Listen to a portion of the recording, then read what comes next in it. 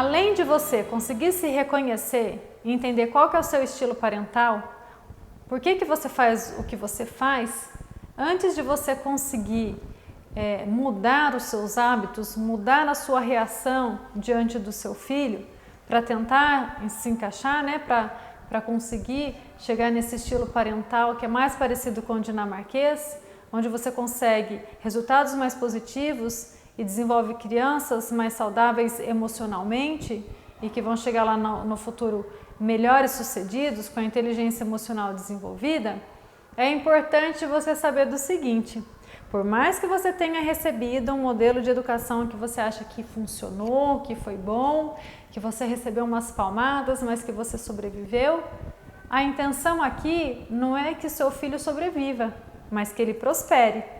E você bem sabe, se você recebeu umas palmadas, que isso que eu vou falar agora é muito verdade. Quando a gente tenta ensinar os nossos filhos baseado em castigo, em punição, em medo e em violência, 4 coisas acontecem. Primeiro, a criança pensa: o que eu vou fazer para me vingar de você, que me fez passar por isso? E ela fica tramando formas de se vingar do pai, da mãe e do professor. Algumas crianças têm traços de personalidade que vão fazer com que ela responda a esse estímulo numa forma de se vingar de você. Ela pensa assim: o mundo é cruel, essas pessoas foram injustas comigo e elas vão pagar por isso. Segunda coisa que pode acontecer é a criança ficar pensando: bom, dessa vez eles me pegaram, da próxima vez eu preciso melhorar para não ser pego. E ela fica lá traquinando um jeito da próxima vez ela fazer aquilo que ela fez sem ser pega. Terceiro, a criança começa a criar crenças a respeito dela mesma, se será que ela não merece tudo isso, se ela merece apanhar, realmente que ela não tem jeito, que o mundo é muito difícil, que ela não deve confiar em ninguém, então que ela deve se esconder.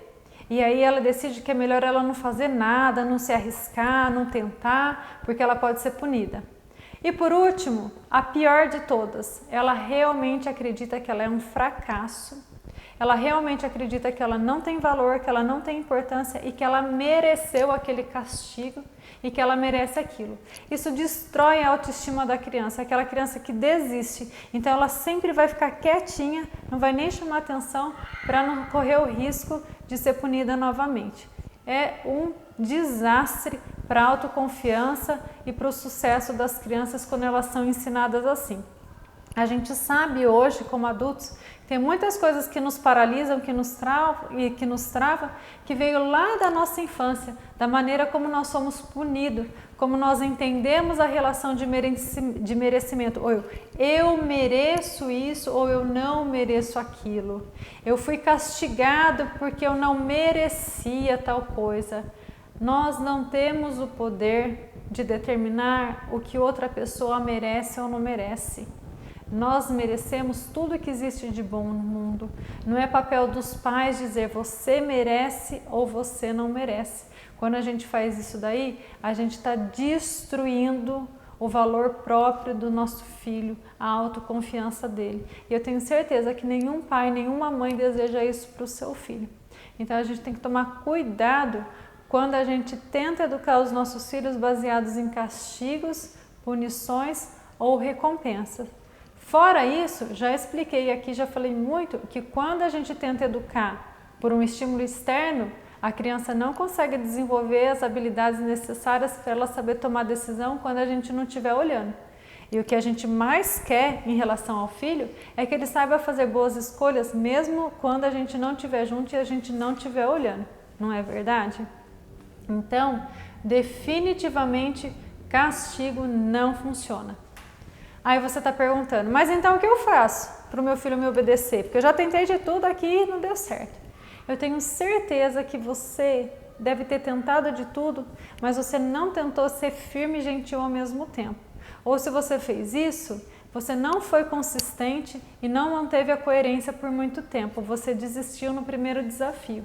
E as crianças, elas precisam de coerência e de constância.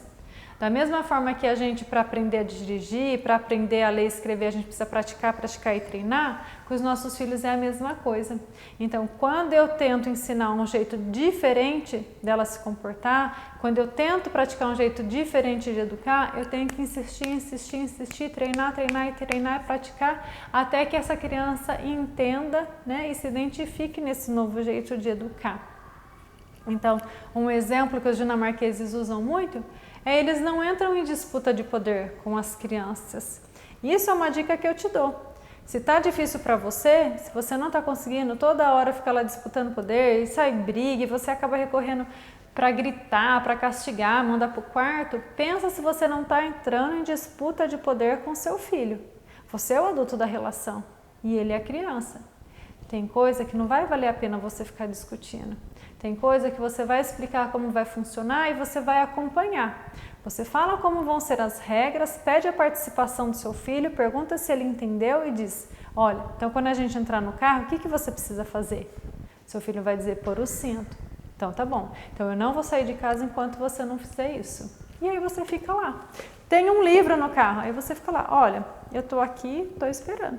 A hora que vocês decidirem parar de fazer o que vocês estão fazendo, pode ser brigar, pode ser cantar, pode ser brincar, e colocar o cinto, nós saímos de casa. Só o seu jeito de se comportar diferente com seus filhos vai fazer eles se comportarem diferente com você.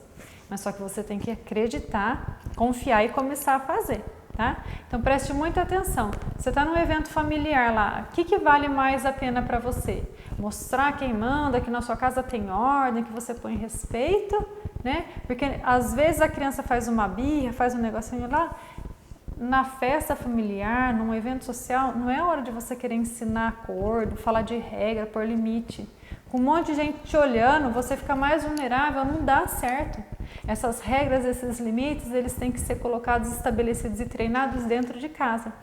Aí quando você sair, você vai dar um sinal para o seu filho. Muitas vezes quando vocês estão bem alinhados, já estão praticando isso há muito tempo, você dá um sinal para o seu filho. É um olhar que você faz, né? Amoroso, gentil, mais firme, com limite, que você consegue um bom resultado. Você não vai nem precisar ficar falando e dando sermão. Quer ver um exemplo de como você pratica isso, sendo firme e gentil ao mesmo tempo? É quando você fala para o seu filho: eu te amo, mas a resposta é não. Você não pode ir. Você não pode brincar agora, porque agora é hora de jantar. Eu amo você, mas a resposta é não. Porque muitas vezes a gente vai ter que fazer isso. É o nosso papel colocar limite. Mas não significa que a gente precisa ser severo, que a gente precisa ser carrasco para colocar limite. Então, o equilíbrio está entre a gente conseguir ser firme e gentil ao mesmo tempo.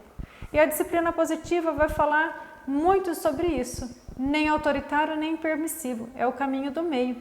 Uma das ferramentas muito usadas é deixar a criança fazer escolhas, né? Fazer o acompanhamento, mostrar o valor dela, usar encorajamento, fazer perguntas curiosas para a gente entender por que a criança está se comportando daquela forma, e aí a gente consegue chegar num meio termo de uma forma muito gentil e respeitosa e conseguir bons resultados com os nossos filhos.